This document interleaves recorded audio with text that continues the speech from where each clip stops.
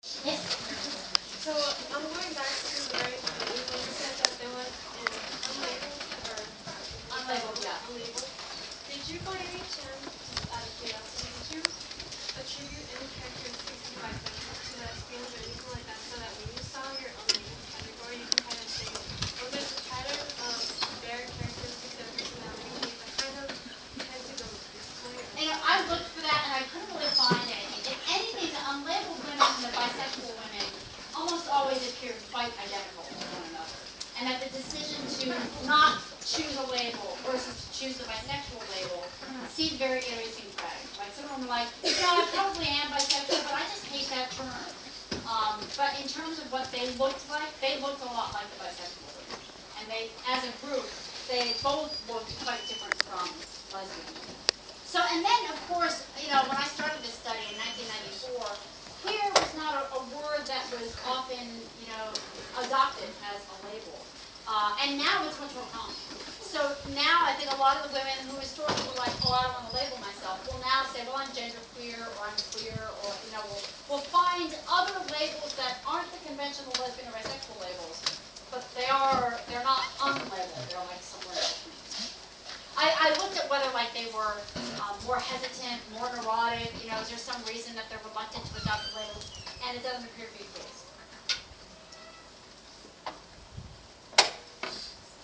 Yes. It seems like you're kind of looking at those graphs and labeling them as being periodic, but certainly when I looked at it as more of a random, do you think there'd be a way of measuring whether or not it's periodic versus just That's a great question, and random there from day are. to day? And in fact, what I found, I did some preliminary investigation of this, and I kept looking for folks whose fluctuation would go, because the whole point, the whole nature of periodicity is that if it deviates in one direction, it'll come back around to an equilibrium point.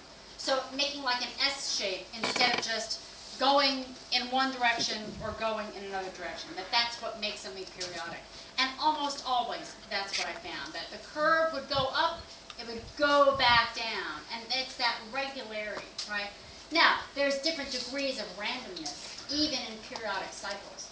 And that's something that is actually statistically testable. Like, how much of that cyclicity has an actual, measurable velocity, or is it random? Does every cycle have a different length of time? So those are things that we can actually test for, and that I'm hoping to do. Yeah. In those graphs that you were just talking about, did you actually find full cycles of like a period of time, year, Well, it depends on what you define as a cycle, right? And then the crazy kind of disturbing thing about this is that if you're not measuring at a small enough window, you can completely miss the cycle, right? Which is one thing that makes the year-by-year data really problematic, right? Because if you skip over one measurement period, you might have missed the entire cycle, right? So that's one of the things that's difficult, right? So I'm collecting daily diary data because days make sense. But what if there are fluctuations within the course of the day, right? What if the cycle is actually even smaller than that? And what if, and if you don't measure that, you could fail to adequately kind of capture it. So that's what's tricky about this.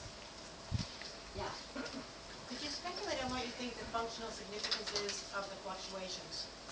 That's like my 3 a.m. question. I swear that's absolutely the question. I sit there and be like, but why? Like, why would this be? Is it functional or is it artifactual? I think one possibility is that given the periodicity in the menstrual cycle, that some degree of fluctuation got built into the system and it's not functional. It's an artifact of this other cycle. Other folks have suggested, Meredith Chivers, a colleague who also does research on this sort of variability and has detected it at the level of sort of physiological sexual arousal. She speculated that it might be that this sort of ability to respond very quickly to a sexual stimulus might have actually been adaptive for women, because we know that in the environment in which we adapted, there was a lot of forcible heterosexual sexual contact. And that, this, because she's been measuring, physiological change, and her thing is, if your vagina can quickly and immediately respond sexually to any sort of sexual stimulus, that might be more protective for the vagina. That might reduce the amount of tearing, right? So it might be functional in a certain context, but it might have these other implications. So I don't know, but I think that that is really the $600 question. Any other questions for Diamond? One more. Yeah. Have you collected any data on the individual characteristics or traits that these people are attracted to across the shifts? That is a great question, and historically I had not, and now we've started to do that because I just found in the 15-year study that women would often describe changes in terms of what they were drawn to. Like, I'm still drawn to women, but butchier women, or femmier women, or women like this, or women like that. So we've started to try and piece that out as well. And it's hard because it's easy to sort of hook onto the gender things, but there are also other characteristics that people are drawn to that are harder to articulate. So that's something that we're still testing out, kind of different questions to try and get at that, but it's a great question. Yeah. Have you noticed any difference between someone choosing a feminine woman versus a feminine man when they're in that flux? I have not. It has seemed sort of random, and often I've been completely sort of surprised by the women who end up, there'll be these like really, really kind of butch-identified lesbian women who will be like, I've been really into butchier and butchier, and like if it just sort of throws the whole butch femme thing out the window, and they're like, over time, like I want more masculine women, and the femmier women, So I have not noticed a consistent pattern. One of the things that makes that hard is that there is so much of that is so culturally influenced. So, of course, all of these things, that should just go as like a general, disclaimer to this whole study is that desires are also heavily influenced by culture and socialization and what we see and what the culture makes available to us. And I think the gender aspect, the gender presentation aspect of that is very, very, very culturally mediated. So that makes it harder. It's a stickier wicket impact. Yeah. Did you find with the females that their relationships, when they were switching, were just more emotionally oriented rather than being physical? The one sort of pattern that I find, and I think it has more to do with the way women are socialized and with orientation, is that generally women tend to find women more emotionally satisfying as relationship partners. And I don't think you need to be gay to see that women are generally socialized to be better at talking, to be better at support provision. So often women would say, well, I lean toward women when I really want an emotional relationship. If I just want to get laid, I go toward men because you can find one like instantly.